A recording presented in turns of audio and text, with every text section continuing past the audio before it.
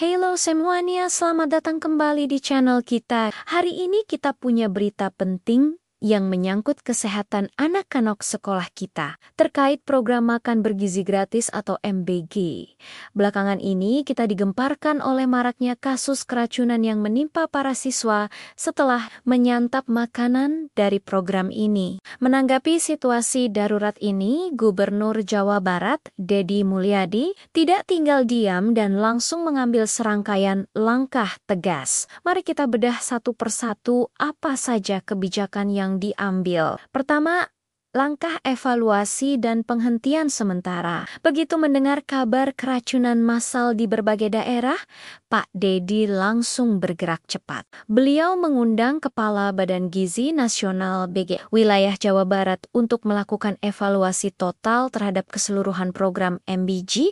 Ini bukan sekadar evaluasi biasa, tapi peninjauan menyeluruh untuk mencari akar masalahnya. Dari hasil evaluasi awal yang menunjukkan banyaknya kasus keracunan yang menimpa tidak hanya siswa, tapi juga ibu menyusui, Pak Deddy mengambil sikap tegas. Beliau mengusulkan agar program MBG di seluruh Jawa Barat dihentikan sementara. Tujuannya jelas, untuk mencegah jatuhnya korban lebih banyak lagi. Namun, perlu dicatat, usulan ini masih menunggu persetujuan dari pemerintah pusat. Selanjutnya, mari kita bicara soal sanksi dan tindakan tegas. Pak Deddy Mulyadi tidak main-main dalam hal ini. Beliau menyatakan akan langsung menghentikan layanan Satuan Pelayanan Pemenuhan Gizi atau SPPG yang terbukti bermasalah dan menjadi penyebab keracunan. Ini adalah langkah antisipasi krusial agar tidak ada lagi siswa yang menjadi korban. Lebih dari itu, beliau juga menyoroti standar nilai makanan.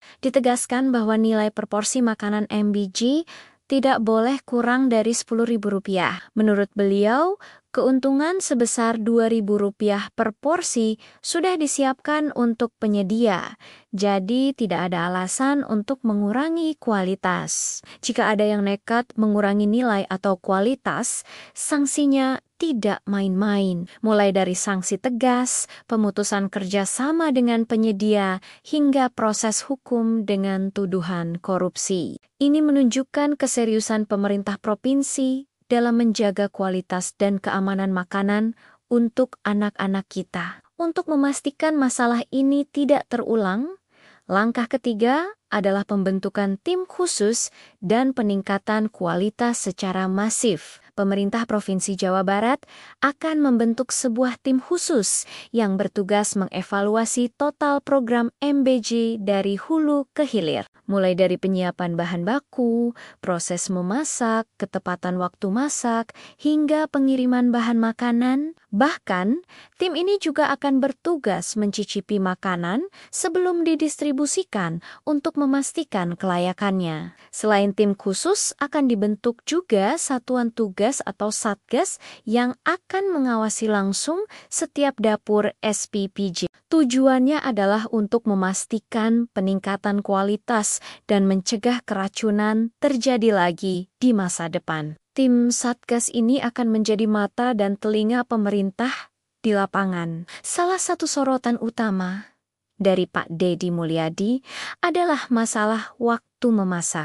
Beliau menduga kuat bahwa salah satu penyebab makanan menjadi basi dan beracun adalah karena waktu memasak yang terlalu awal. Mungkin sejak malam hari, sementara pembagiannya baru dilakukan keesokan siangnya. Jeda waktu yang terlalu lama ini sangat berisiko. Oleh karena itu, beliau menginstruksikan agar penyelenggara dan pengelola dapur menyesuaikan jam masak. Proses memasak harus dilakukan lebih mepet ke pagi hari, sehingga makanan yang disajikan kepada siswa masih dalam keadaan segar dan hangat. Ini adalah detail teknis yang sangat penting untuk mencegah kontaminasi bakteri pada makanan. Ada satu instruksi yang cukup menarik dan menjadi sorotan, yaitu larangan bagi guru untuk mencicipi makanan. Mungkin selama ini guru menjadi garda terdepan untuk memastikan keamanan makanan, tapi Pak Deddy mengubah aturan ini. Beliau menegaskan bahwa tugas memeriksa kelayakan pangan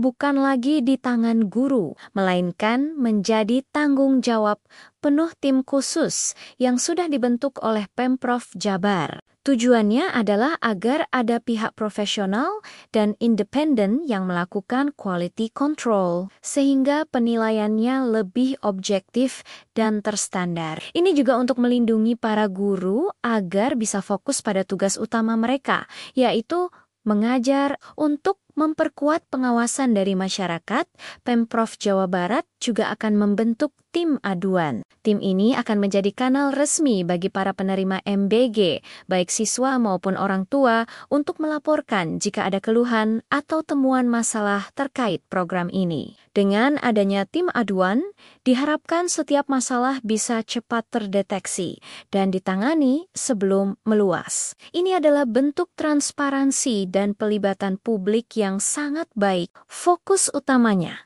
seperti yang berulang kali ditekankan oleh Pak Deddy Mulyadi, adalah peningkatan kualitas MBG. Beliau bahkan mendorong agar ke depannya dapur-dapur SPPG bisa dibangun langsung di lingkungan sekolah. Dengan dapur yang lebih dekat, proses dari memasak hingga penyajian menjadi lebih singkat, sehingga kualitas dan kesegaran makanan lebih terjamin. Terakhir, mari kita bahas dampak psikologis dari kejadian ini. Pak Deddy Mulyadi menyadari bahwa meskipun tidak ada korban jiwa, maraknya kasus keracunan ini telah menyebabkan banyak siswa mengalami trauma. Mereka menjadi takut dan enggan untuk menyantap makanan dari program MBG lagi. Ini adalah dampak serius pada kondisi psikis anak-anak yang tidak boleh diabaikan. Oleh karena itu, diperlukan pendekatan khusus untuk memulihkan kepercayaan mereka. Mungkin dengan sosialisasi, menunjukkan proses memasak yang higienis, atau melibatkan mereka dalam pemilihan menu. Langkah-langkah tegas yang diambil pemerintah provinsi ini